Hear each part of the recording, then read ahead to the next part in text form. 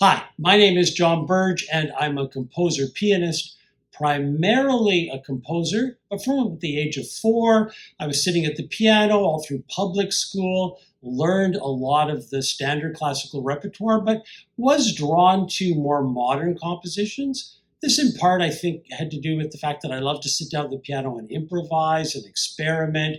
When you start writing your own music, you're looking for models. Now, eventually I did get a number of degrees at university till I completed my doctorate in theory and composition, and I've been teaching at Queen's University, now named the Dan School of Drama and Music, for the last 35 years. Now, I put all that together because I think, my perspective in terms of, teaching piano and coaching musicians really does encapsulate the approach of, if this music is going to be fresh, how do you make it your own? And certainly you really want to know the historical precedents and how a general effective approach to music is. But if it's a brand new piece, then really it is your own character as a musician and your own understanding of music making that will make the music come alive. Now, I'm giving a talk right now on, and just allow me, I'm just going to read the title to make sure I get it right.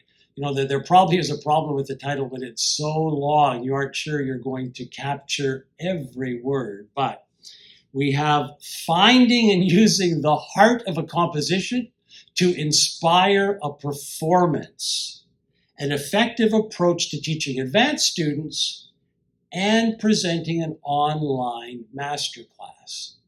So, like many people during social isolation and COVID-19 and adapting to teaching online, we find ourselves in situations where you got to figure out how to do something that it would have been so easy if you'd met in person.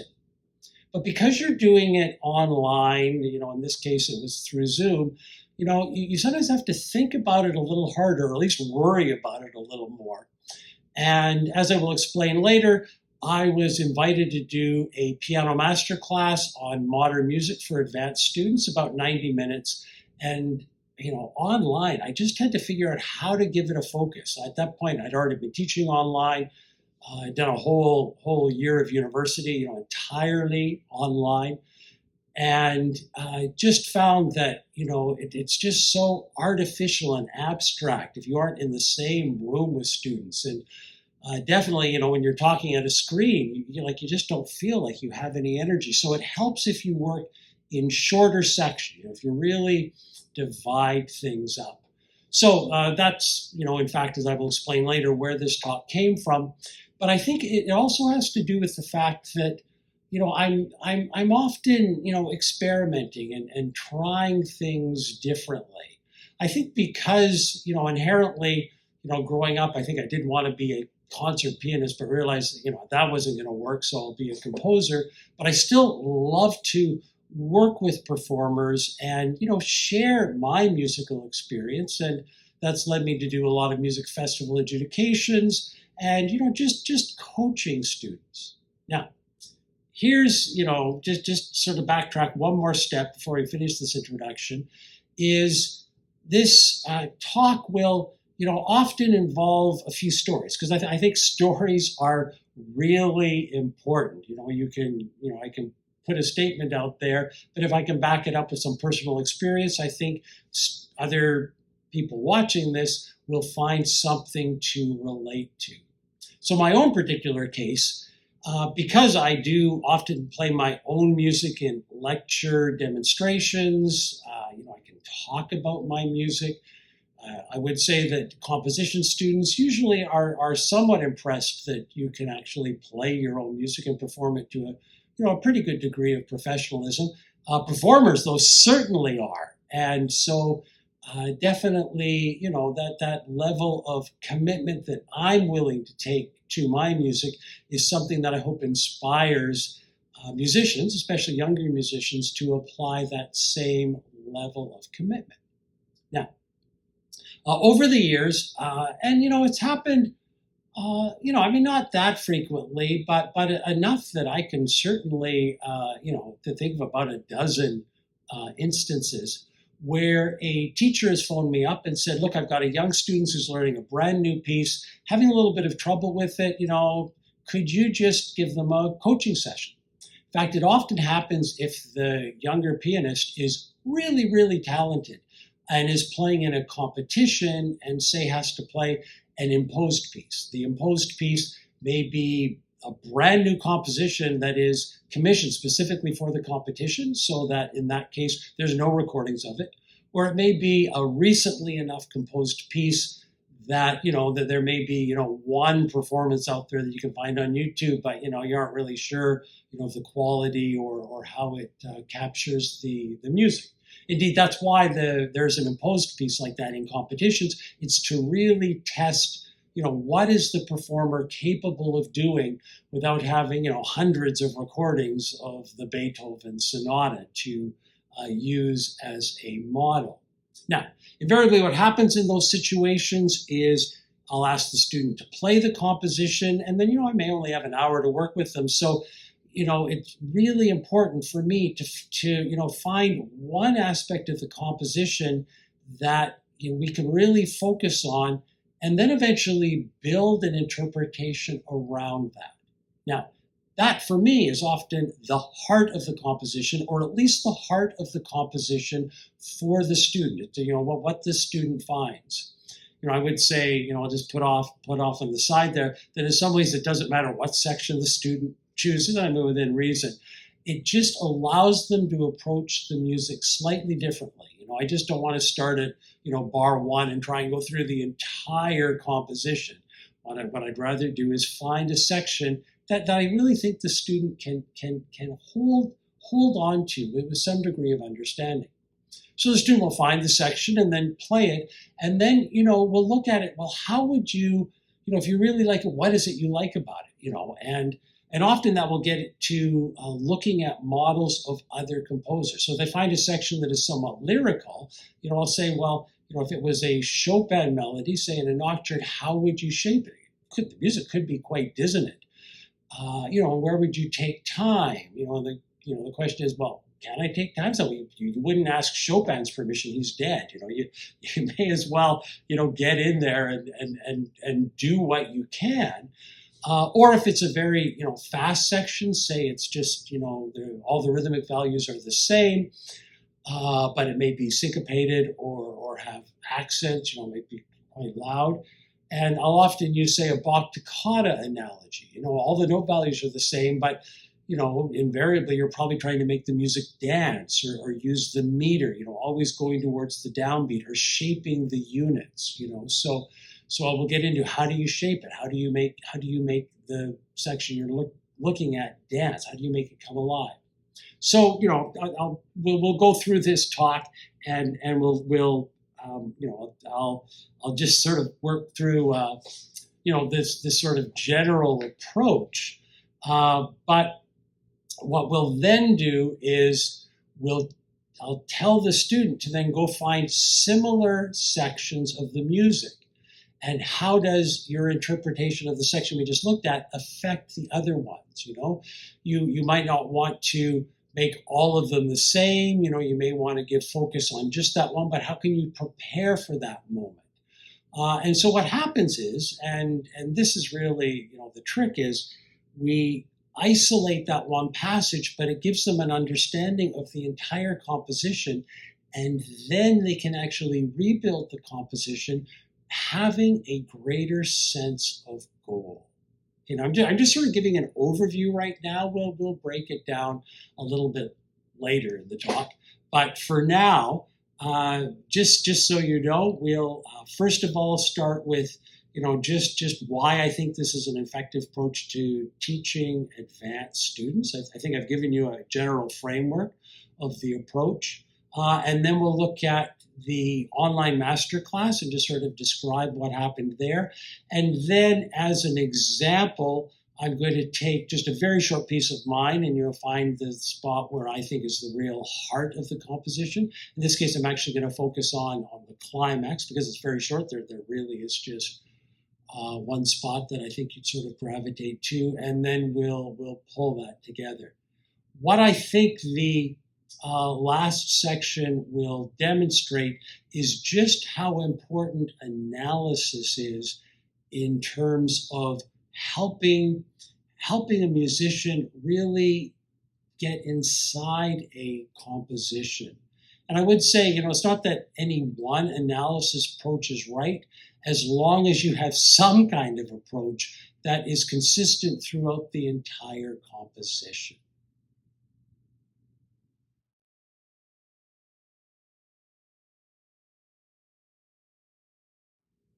So you'll notice I've shortened the title to The Heart of a Composition Method, which definitely rolls off the tongue with a little more fluidity.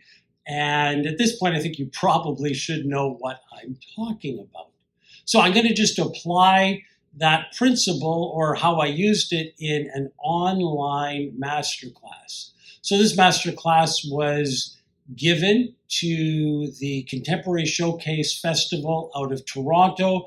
I've adjudicated for many festivals. The ones I really do enjoy, well, actually I enjoy them all, but the ones I really enjoy are the ones that focus on Canadian music particularly. And so we've got Canada Music Weeks, which are run by the Registered Music Teachers Associations across Canada and focus on Canadian music. And then the Alliance for Canadian New Music Projects runs contemporary showcase festivals, again, focusing on Canadian music. And sometimes in both those festivals, you'll get performances of composers writing their own music, which is really wonderful.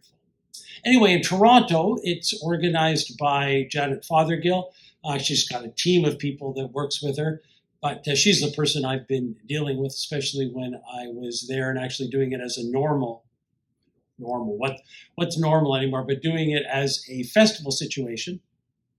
And they decided that it would be nice to, because they were doing something online, if I could run a masterclass that focused on coaching performers and providing my own perspective. I got to say, doing that in front of Zoom, which as I mentioned before is just so artificial, is just like I said yes, and then I thought, well, what the hell? Why am I doing this? And so the good thing that Janet suggested is that there's a piano teacher in Toronto named Mia Bach who teaches at the University of Toronto, and she always has her students perform in the Contemporary Showcase. They have to learn a Canadian piece every year. And so the plan was Mia Bach would have 10 of her students record a Canadian composition, and I would choose 5 of those to include in a master class. So a 90-minute master class, I've got a little bit of time to talk before, a little bit of time to talk at the end. Basically, if I give them 15 minutes each, it'll work out to, 75 minutes in the middle. So make sure I've got a timekeeper just to stay right on track, and it should work. Mia Bach's students sent me all their videos, and I actually wrote an adjudication and critique for all of them because they worked so hard to do that. Indeed, I could have chosen any of them to perform, but just selected 5 for variety of duration and variety of composers, so that it was a really great program. But I didn't want to use the normal master class format. Even when I described the coaching sessions that I've used with younger students, you play the piece right through and then you work on sections. So I just flipped it around. And the instructions that I gave to the 5 students who were selected is that I wanted them to decide on what they felt was the heart of the piece they're playing. Said, it doesn't need to be, the climax, it just should be a section that means something to them, or that they think, the composer probably really liked or used to build the rest of the piece around. I would say that can be a bit hard, if you've got a piece that, is really quite sprawling, quite dissonant, or, that maybe the piece isn't, necessarily focusing on one particular aspect, but generally, as I mentioned before, as long as you find one section and you focus your attention on it, I think you can build an interpretation. You know, music is art. It is going to have some inherent integrity. And it's just a matter of finding that and getting that across in a performance. So, and this is what I told the students that they were going to do. They would, before the class started, or before their performance started, they would actually tell the Zoom audience, all the pianists were actually in the same room, but they would tell the Zoom audience, walked up to the camera, what their section was that they really liked, and then they would play it. When they told us the section, we had the advantage of, because it was Zoom, we could have a split screen, and I was in a different room than this, and I had a documents camera, which I could pull the music up. I actually did it with photocopies of the music, and would actually show the music while the student was playing it in a smaller portion of the screen. Now, the reason I wanted to have the music is that after they played it, we'd analyze it. I'd take a red pen. How is this put together? What are you thinking about? And then I tell them, I had a piano there. You might want to shape it this way, or it's one of the pieces was in 5/4. I said, but all of them are put together in a 1 2 3 1 2 1 2 3 1 2. That had the shape so that.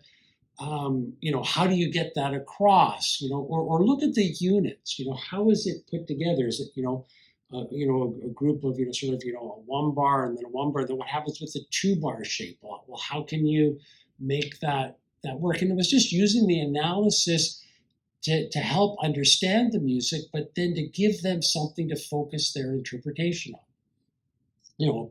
This often comes around to what I call exaggeration or playing for the audience. When you're doing something at a keyboard, you think it might be coming across, it might be projecting. It's sort of like an actor talking. I definitely have my stage voice on. I'm talking louder, talking with inflection, but just so that you can understand what I'm saying. And I'm really spitting out my consonants and really trying to engage you in front of the camera. That's what you have to do as a pianist. You got to play to the back of the room. And so, it was just working on these things, just making it really come alive. And then they gave a complete performance of the piece. And I got to say, this is really hard. The hardest thing of any musician working in a masterclass situation is, the poor clinician takes apart their interpretation, while they're there, and then asks them to, play it differently from how they've learned it. It's really tough. But, a couple, and then after they played it, there'd often be some questions in the chat, as time permitted, or, get a little bit of comment from the student. The question I often asked is, well, now you focused on that one section, how did it change your interpretation of the entire piece? A couple of things that the teachers who were watching these sessions felt is that they said they were so much more engaged in the process because, you were immediately starting with the analysis. They learned a section really well, and then when they were listening to it, they were waiting for that section to come back or see how it was developed. So they were really engaged as listeners. And I would actually have to say that I think the performer was really more engaged as a performer in terms of trying to make sure that the audience heard what we'd been working on. So, I must say that, if I ever have to do a real live masterclass like this again, I would probably use this approach just because it is a much more animated way of dealing with the exchange of ideas. And then it allows you to get right into the music right away at the beginning.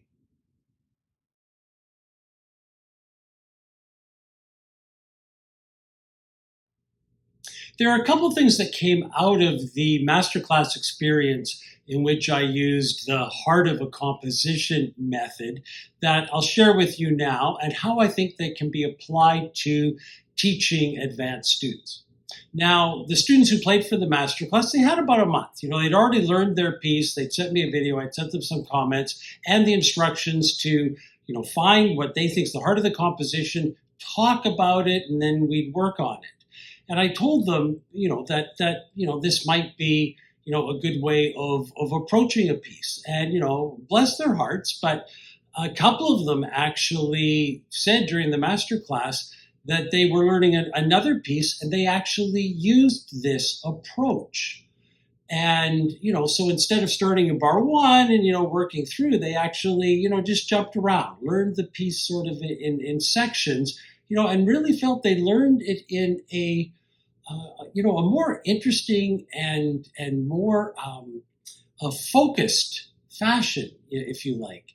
Another question that came out was, do you just have to do this with modern music? And, quite frankly, I think there's lots of music that would benefit from this approach. You just have to imagine any sonata type movement, there invariably is going to be that section. Often it's, the build up in the development section to, the climax, the retransition that, then brings back that opening theme, in which the opening theme sounds entirely different than it was experienced at the beginning of a piece.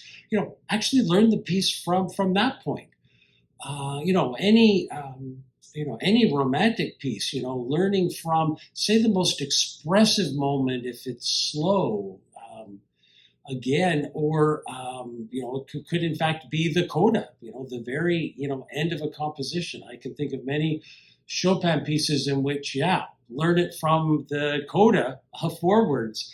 And in fact, the codas are really often the most difficult spots. Learning it first and then building the composition backwards would actually, I think, not only give you a really good understanding of the piece, but it would probably mean that you'd be technically really proficient in terms of actually playing the coda, which sometimes really requires that you almost get it worked into your fingers such that, you really are going to know those passages for your entire life. But the other aspect of this, and I was thinking really of online lessons, but again, it would work in any lessons, is in fact telling the students that, okay, your next lesson, here's your new piece. I want you to find the heart of a composition. I want you to analyze it. And then I want you to come back and tell me how you're going to play it. And we'll just focus on that. We'll just master that section. And so, there are three things that I think come out of that approach. And, here they go.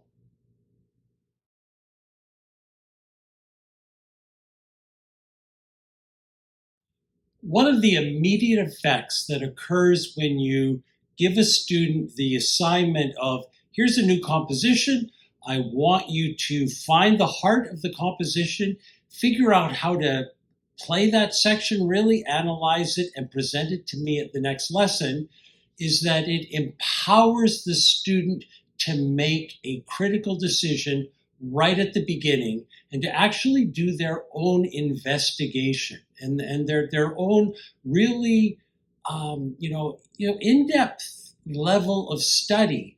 And there's nothing better than to put the student in the driver's seat and teach the student how to teach themselves. And it really is just a method that can really open the door to a composition in a much more efficient and effective way.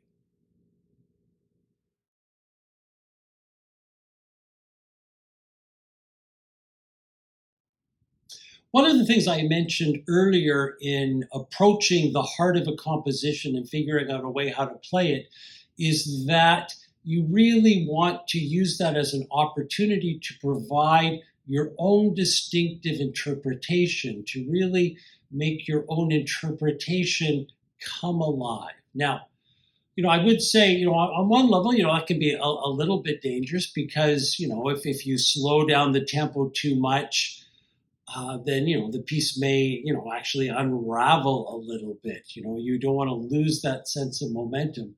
But, on many levels, the moment that you can, in fact, have a little bit of license to put your own personality into the music is when the composer has perhaps been their most creative. And you could argue that all you're doing is emphasizing what is already apparent in the music.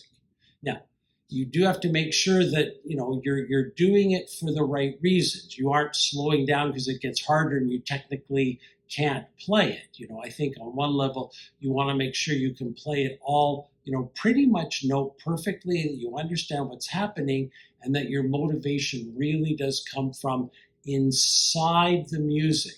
But this is how you really do develop a musician who is confident in their own voice and is making, some pretty intelligent and well-motivated decisions. And that's the kind of musician I think we want to train.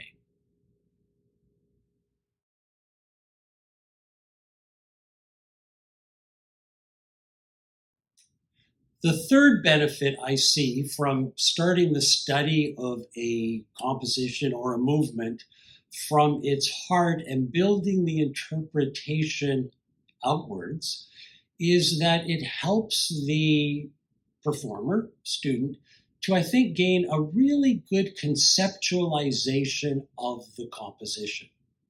Now, that almost seems counterintuitive, because you'd think that if you wanted to understand the piece, you should start at the beginning and go right to the end.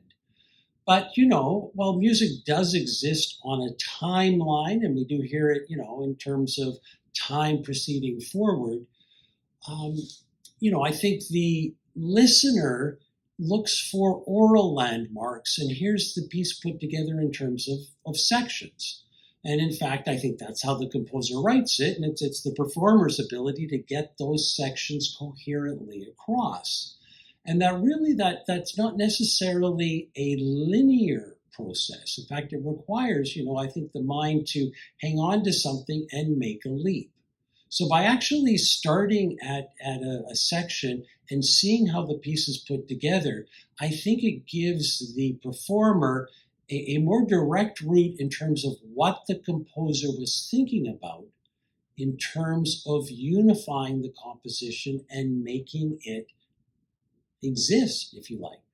And so the interpretation built around, investigating the piece from the very beginning, from one section, and then understanding how it fits together, is, I think, a really great way of just finding the,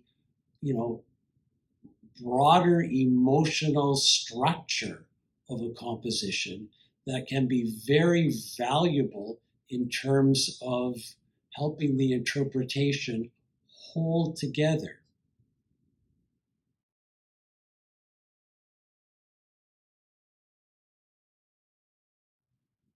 At the beginning of this video, I mentioned that I am primarily a composer and I primarily teach composition. Although I would say, you teach any aspect of music, it always, filters over to some other aspect of music. I think the things we learn as performers make us better listeners. The things we learn as a composer, I think, makes you a better performer, and, everything's connected.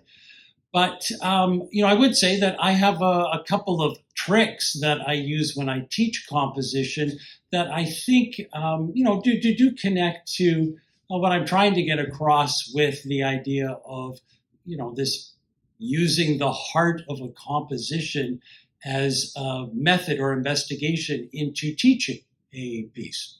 So, just one of the composition tricks I use with say a first or a second year university composition student, especially if I'm teaching, a couple of them together, or I want them to meet together, is that, and I want to get them started right away, and I want them to be inspired.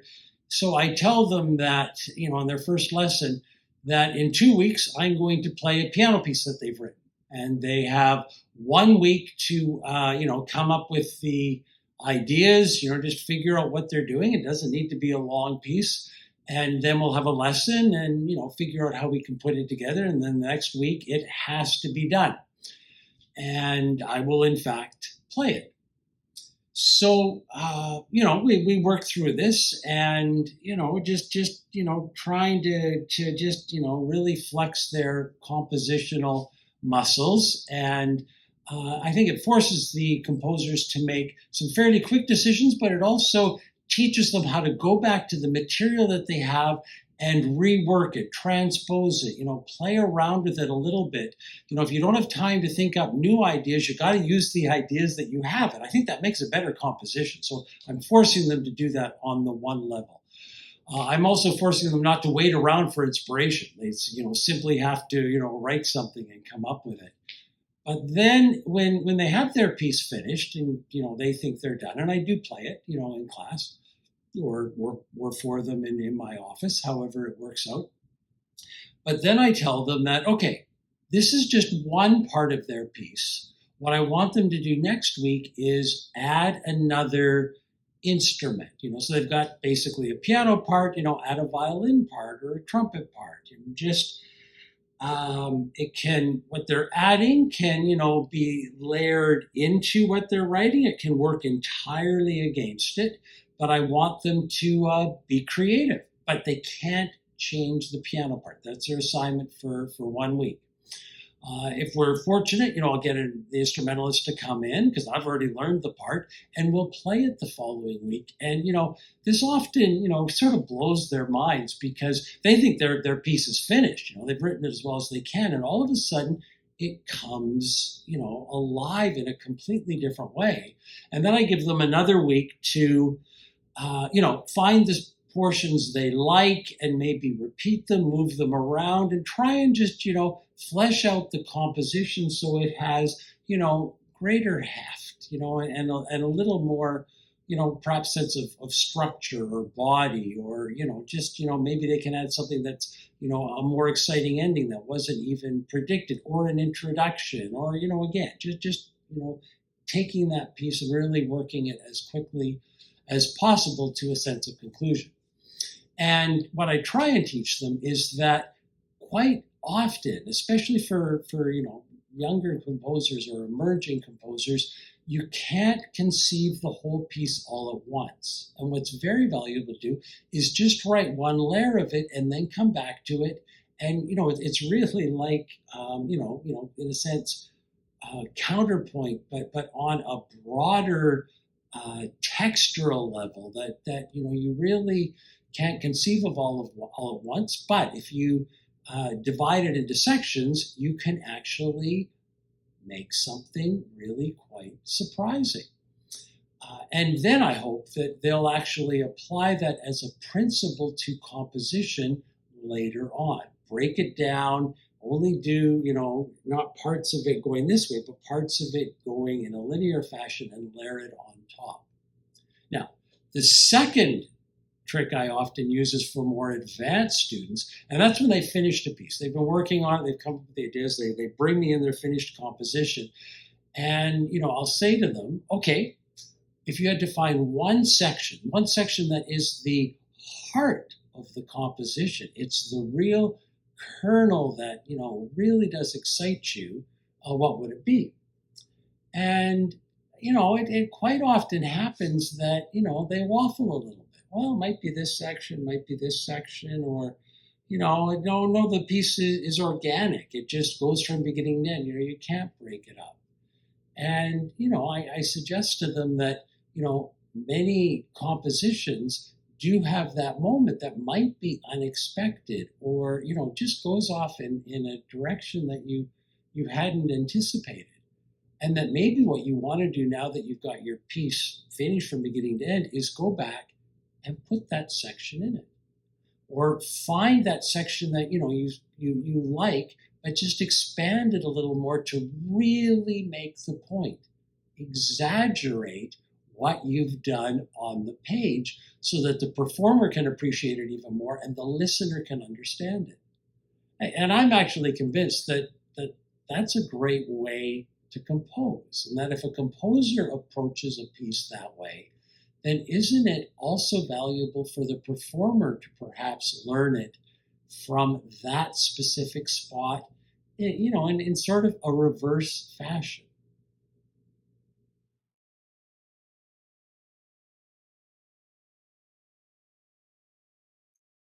Okay, so I've reset the room so that I can actually work on my iPad, and we can isolate the heart of swinging circle in A and do a little bit of analysis and just see how we would approach it on the piano. Now, the great thing about finding the heart of a composition to inspire the performance is you got to find it. That means going through the entire piece and getting to know the piece, even superficially. So we're going to do it visually right now. Before I start, though, I'd like to just say that swinging circle in A, the reason there's a number 3 there is I actually ended up writing 7 pieces that are in some way based on the circle of fifths. I was teaching first year harmony during COVID-19 academic year 20 to 21, entirely online. And one of the things I would do in class is improvise on the circle of fifths, get some students involved. And as a way of sort of inspiring students, I did some improvisations with the circle of fifths and recorded them. And, some of them I turned into pieces. So you'll see that this follows the circle of fifths. And one of the things, that I ended up doing is Red Leaf Piano Works, which is a collective of piano composers, was bringing out our 3rd volume of an anthology of pieces. These are late intermediate piano solos, so sort of grade 6, 7, and 8. And so I included swinging circle in A in that set. But then I went on and, wrote 7 distinctive piano solos, all imaginatively based on the circle of fifths. So we're going to get one now. It's just a 2-page piece, so that's as long as it goes. And it's in A minor. You can tell by the walking bass line. It's got a swing rhythm. And this bass line repeats. So it creates sort of a 2-bar pattern, and then it repeats, and then it repeats. And then here we start to move through the circle of fifths. There's definitely, a 2-bar theme. You can tell by the dynamics. It's then repeated that goes to a higher note. And so we'll move through, a D, there's G, there's C, there's F, and then we sort of, we keep going. B flat, E flat, A flat, just going through the chromatic circle of fifths. Not diatonic, you're having to use all your chromaticism, F sharp, C sharp. We're just, moving up. Actually, it's really F sharp. This is one long scale. Forget the C sharp there. It's one long line of F sharp. This is a very long scale. In fact, this becomes the longest sort of section of the piece. We're moving at this spot in 1-bar patterns in a dialogue, although it does create a 4-bar phrase. And then we have this long rise on F sharp that eventually is going to arrive on a B. This is the build up to the climax. And then I think you can see it here. Slide this up a little bit more. We've got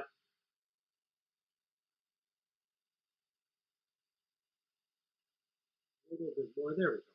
We can actually see the entire climax because it's moving up to a high F, highest note of the piece. It's often a good indication that we have a climax. And then the C pedal goes 1, 2, 3, 4, 5, 6 bars. But this is one of these spots where the held chord in the right hand really overlaps and hides this join or return back to the beginning. So we're moving through a climax, a little bit of a retransition, and we're going to make this the heart of the composition. Everything is building towards this. So we continue our analysis. We know it's a piece in A. And, even though it's a little chromatic, I think you can see the music is moving up the A minor triad. The only thing that happens is we've got C, E, A, C, E, A, C. We skip a note and arrive on the high F. So we break the pattern there, and that's loudest dynamic, a really good forte piano. A couple things, composers tried to help you out with. There's a poco retard, but notice that it's back in tempo here. The reason for that is to start counting the pulse, 1, 2, 3, 4, so you can really feel that syncopation around there. We'll go back and I won't go back to look at the beginning because the beginning returns here. And so if this is swung, this note is really coming in as if it's a triplet. So all of these notes that are tied over, those kind of syncopations, you almost want to feel like you're coming in just a bit early and pushing them a little bit. That's what makes a good syncopation. And here there's actually a stress. I might just say, when we arrive on this climax, the notes, C, B, G sharp, these are the notes, more or less, that are outlining the melody. So we have this low E, that's the melody. So we're sort of condensing it. And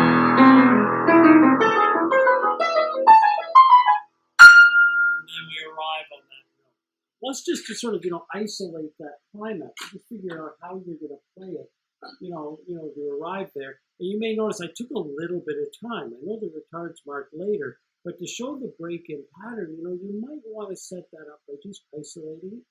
I know I've circled, you can hardly see it now, but I've got a fifth finger there, which I think I point to make sure, it's easier to play that way. But, I almost think changing it and playing it with 3 and then doing a finger substitution would probably get more better. Well, I'll just talk a moment about this forte piano because, I think that's really important because the high F, the string is so short, the sound's going to decay really quickly. So, in some ways you want the E to come in underneath the volume of that high F. I think then you can actually hear the line better. You don't want to bump that E, or then you can't really feel the slurs. You really got to use your ears on that.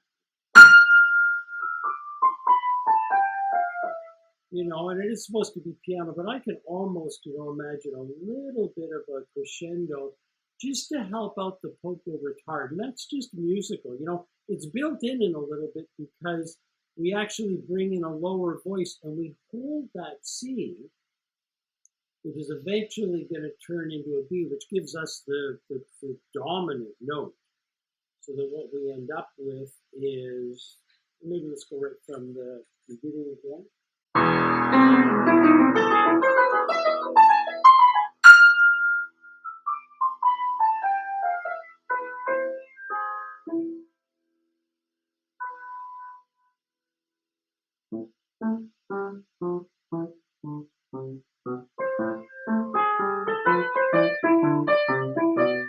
Yeah, okay, and we'll go back and hear that at the beginning. But I think you can feel the sort of, push I'm giving it. When we come back, just right in here, where the melody returns.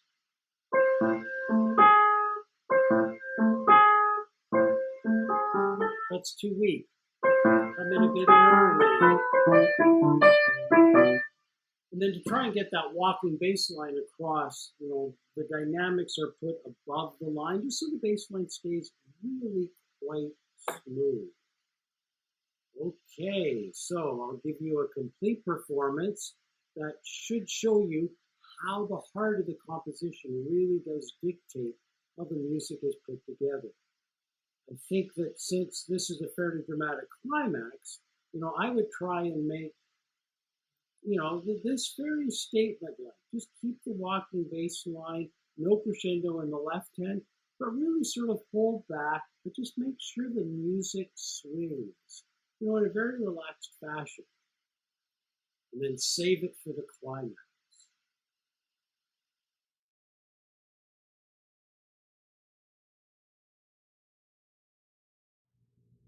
Given the choice, I usually find that music provides the best endings and is far better than any spoken word. So I'm going to make sure that the last thing that you view in this video is the complete performance of Swinging Circle in A. Before I do that, though, and by way of conclusion, I would like to extend a thanks to the Toronto Contemporary Showcase Festival, Janet Fothergill and the team that organizes all of their events. And in this particular case, Mia Bach and her students. I do think they were really quite encouraging and resourceful and really embraced my idea of finding and using the heart of a composition to inspire a performance, an effective approach to teaching advanced students and conducting, presenting an online piano masterclass. And in watching this video, I do hope that you have found some aspect of it that you can apply to your own teaching of music or your studying of music, or perhaps even your own composing of music.